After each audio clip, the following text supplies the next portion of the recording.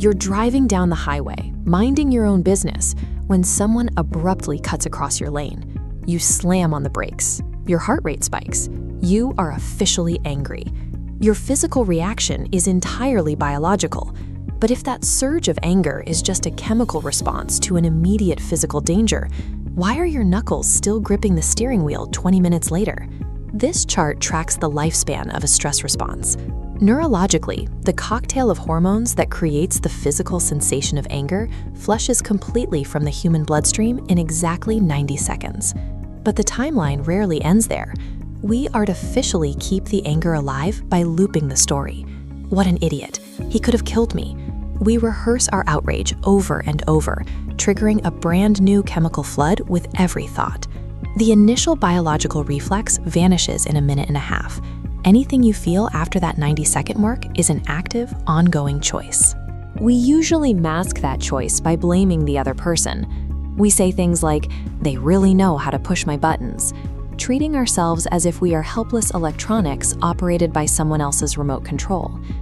The existence of that ongoing heat, long after the 90-second chemical flush has ended, reveals the presence of internal wiring. These triggers point directly to unhealed wounds or past violations of your values that are still active in your system. As long as you believe someone else holds the remote, you are giving them total authority over your emotional state. Let's wind the clock back to the exact millisecond that car cut you off and look a little closer at what actually triggered that reaction. What you register as anger is rarely the primary emotion. It acts as a security guard, shielding something vulnerable. It is far safer to express rage than admit you were terrified or ashamed. Anger volunteers as spokesperson. You cannot calm the security guard by yelling. The surface tension only dissolves when you identify and address the fragile feeling hiding behind it. Skip forward. You've drafted a furious reply to a coworker. We freeze time right here, just millimeters before your finger strikes send. This frozen fraction of a second is your choice point.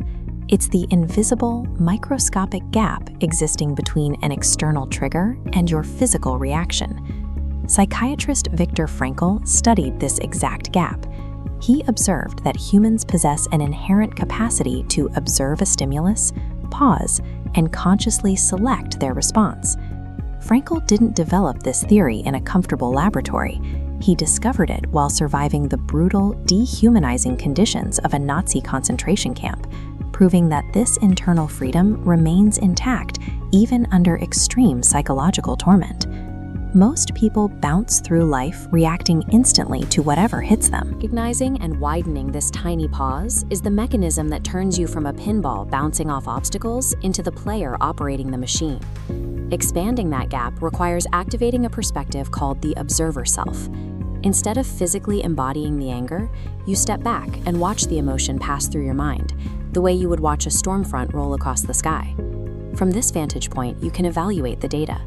The automatic assumption might be, my boss hates me. The observer self lets you test alternative theories. Maybe my boss is just overwhelmed with their own deadlines. Your internal narrative dictates your emotional experience. Editing the interpretation of an event instantly alters the physiological reaction. This framework changes how you interact with the world. Difficult people serve as emotional personal trainers. They highlight the exact areas where your resilience requires further development. Engaging with them doesn't mean building a massive fortress to block them out. Healthy boundaries are gates. They let the good in, keep the destructive out, and leave you functioning comfortably as the gatekeeper. When the pressure gets too high, you employ a timeout protocol. You step away from a heated argument for 5 minutes, allowing your nervous system to clear the stress hormones and bringing your logical prefrontal cortex back online. Following these protocols establishes compassionate distance. You can witness a friend's distress and offer support without absorbing their emotional volatility. Navigating relationships without knowing your vulnerabilities is like walking into a minefield blindfolded. To secure this new operating system, you have to map out where your explosives are buried. This visualization represents a trigger map. When you feel a sudden surge of heat, you log the data. The archetype of the person who provoked you, the exact words they used, and the specific historical wound those words agitated. The people who seem unnervingly calm in a crisis weren't born with a biological advantage.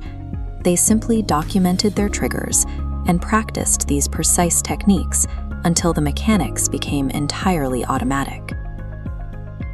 When you know exactly where your buttons are and why they were installed in the first place, you disconnect the wiring, and that is when other people lose the power to dictate your peace.